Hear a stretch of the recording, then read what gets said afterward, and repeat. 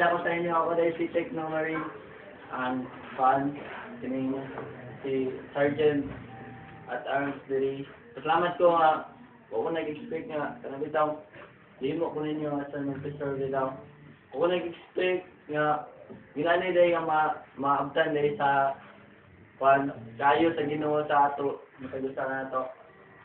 Even though we have our trials na niagita, mga inani, mga kalisod, mga happening. Salamat sa Ginoo nga banding gyapon ta ug ang Ginoo gyapon naghatag sa atong strength sa atong matag usa kanato. May mga ginagmay nga mga pagsantanay. Even sa ako, nakita niyo sa ako sa stricto raw kayo, nakita niyo sa ako nga sobra raw kayo masuko. Mga ikong dispensa sa inyo, mga ikong story sa inyo, mga ikong na ikuan ako ang akong, i-change na ako ang akong batasan nga may maya ang Ginoo sa akong life. O pasalamat ko sa Ginoo ay ang akong expectation nga banding dili inani. Pag-abot na ako diri na bless ko sa Ginoo. Nakita niya nga wala gid ko niya pasagdahi, gidala gid ko niya sa life. Wala ko niya gidala sa mga kabuang. Nagpasalamat ko sa iya kay sa bata pa ko, high school pa ko, elementary. Nagsugod din ko worship sa Ginoo. Akong utol, pastor, na ako sa JL Church. Grabe ko dasig kayo sa iya. Pero pag-abot na ako high school, diyan na ako nakita nga, grabe na ako. Kana bitaw, mga pagsubok bitaw. Nangihinay na ako, mumut, tilibagbag. Pag-abot og college, nisamot ang akong pero sige gyapon og istorya ang Ginoo sa ako. Sige niya istoryahon kung kumusta na ba ko. Kumusta na ang akong Christian life. Then nakita na ko nga sa mga trials nga niabot sa akong life nga wala ko nag-expect nga inani. Daghan kay ko trials niabot sa akong life, dili na ko isulti ang privacy na ako life nga gusto na ako i-share sa inyo pero only God knows, only ang Ginoo nakabalo sa akong problema yun nga mas pagid nga problem sa ako. Makikistorya ako sa Ginoo na. Ang ako lang i-share sa inyo sa akong mga na-experience. Pasalamat ko sa iya. Kay inaan ni nagkatapos ta karon mga batanon, gidalata niya karon sa bitaw wala bitaw mga ingon ng mga gara-gara nga mga kwan ginuhatan. Dili gidala kita niya sa iyang kingdom. Og mo na atong kuan karon sa iya. I-lift up ginato ang Ginoo, worship Him in spirit and in truth. Thank you. Ano naman, ganyan sa ito tanan, kasi mabutan niya si mind ninyo ba nga, kanang ma-inject niya si mind sa mga, ang gidala mong kuhan, ang denomination na mo, sa klase man sa diniha, di ba?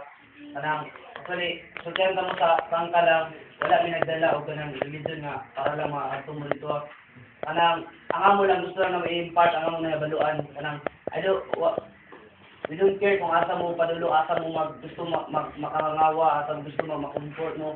Basta ang amo lang i-impart na mga gusto na ma-impart sa inyo. Then gusto na mo po nga, ingat lang, hindi lang more bitaw, hugoy-hugoy bitaw. Hugoy-hugoy, di ba? So, ko tara sa inyo, bless ba ito sa ito nakita nga video clips karon? Makarelate ba mo sa inyong kinabuhi katong last inyo nga nakita nga video or katong sa mga nakita pa ninyo. Kamo na tuloy, sorry.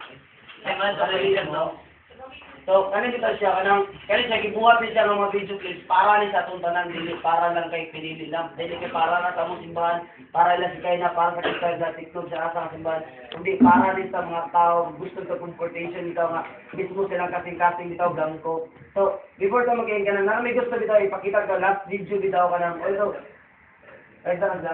so, muna siya nga video dito, nga isa po siya nakapatandog sa ko, kan the more bitaw kay bitaw murag kumot bitaw kasing-kasing bitaw nga nani gid nga sakripisyo dato. Before ta mag-end kanang although nakita ang tatanan or nakita ta karon so personal na nga ipano to pabalik ka nang sa mga paglibot na gusto na ko ba nga yadad sa una-una pa na kanang ano sa una-una ba nga grabe gid ating grabe gid so refer ta magayon ka nang gusto na nato i-review ito ba na kung nag-review na ano for that Nadyo kay kakuan dito kani dito din. All I know sa kani all about yun sa bisyo no. Dito din kani bisyo. Pareha sa I admit na sa una may inom jud ko ana mga barkada pero karon ako na jud nang ginalik yan kay I know na ang Ginoo akong kauban niya. Ako po nang di ba love na to ang Ginoo, di ba? Ang love nimo ang isa, di ba? Uyab nimo, love nimo imong uyab niya. Willing ka na mo sakripisyo sa tanan. So unsa pa ka ang Ginoo nagbuhat sa imo, imong uyab din mo nagbuhat sa imo. Wala na, lumalabay na, matay na. Diba? Ang Ginoo nagbuhat sa imo. Di man, sakto ba biya? Prangka lang ta ba? Diba?